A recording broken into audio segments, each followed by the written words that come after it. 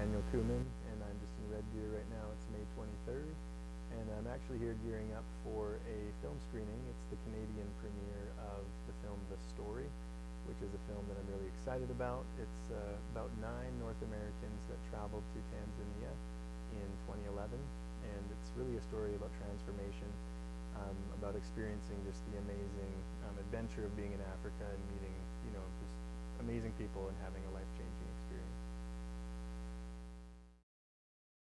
So education-wise, I guess I would consider myself mostly self-taught and sort of mentored by people. I did take some short courses, something called Gulf Islands Film and Television School, which kudos to them for kind of getting me inspired at the beginning, and it was a short, intensive course. And I thank George Harris for his inspiring mentorship. And beyond that, my brother and I took some video production courses at Briarcrest College, another awesome school out in Saskatchewan. And then it's kind of been a combination of experience and just going after it on our own. So yeah, I guess in 2004, from a story that my brothers Andrew and Matthew wrote, we did a short film called The Prison of Mine, which we premiered at the Famous Players and had kind of a big red carpet premiere, which was fun. And the actors in that were Joel Krogman and Stephen Neufeld, who eventually became partners and actors in the film E for Everyone, which we did, which was a feature-length documentary. So I guess you start small with like a short film project, and from there it grows into features. So we did a film called The Prison of Mine, which was about an art gallery where there was a curator taking people around to different art pieces, and our main character was enticed by one of the photos or by one of the art pieces, and kind of a old cinematic trick, he gets drawn directly in, the camera kind of comes in on the painting, and he eventually becomes part of that picture. So that's what the story was.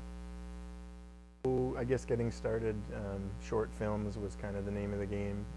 Was happy to work even on a few projects in Red Deer with like local filmmaker Harley Hay, and yeah, just I guess getting started with some stuff in the community, and then my brother and I started with some short films.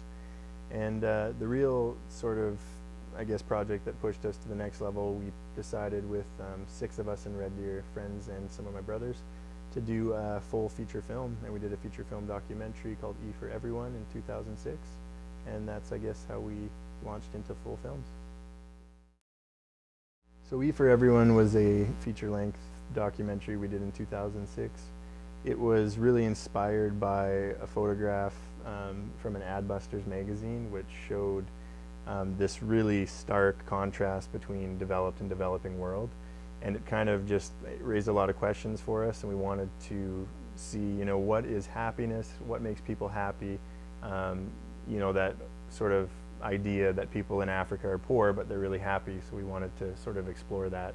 So we traveled to Kenya, India, Thailand, and Malaysia, and asked 9 questions everywhere we went. What makes you happy? What do you absolutely need in life? And we did a comparison film. Yeah, one of the interesting findings of the E for Everyone film, because we looked at a psychological principle that talks about a hierarchy of needs from Abraham Maslow, of talking about needing your basic needs and then working up in a pyramid to belonging and social needs, and eventually he added transcendence and the need for God. And so we found it was interesting because a lot of times in the West, people were closed to the question of whether they needed God. Whereas when we interviewed people in developing and poor nations, we found that people, if anything, relied on God before even their need for food or for water or for basic essentials, that they relied on God more than anything. And we found that to be very genuine, to be just something that they spiritually needed to be empowered before they even got their other basic needs. So that was interesting. So the Story film, which is premiering Friday, upcoming June 1st in Red Deer, it's really about how each one of us has a journey, each one of us has a story in our life, and every once in a while, or perhaps for everyone at some time, our stories intertwine. And so the story was about how can we as North Americans, the 9 of us that went, how does our story intertwine with an African?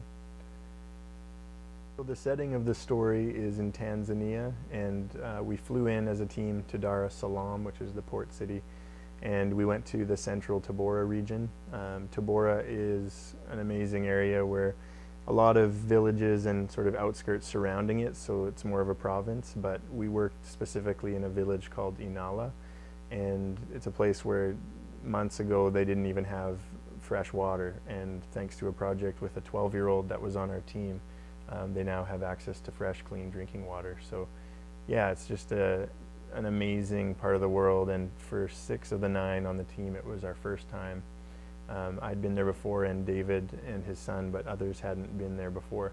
So it was an amazing journey.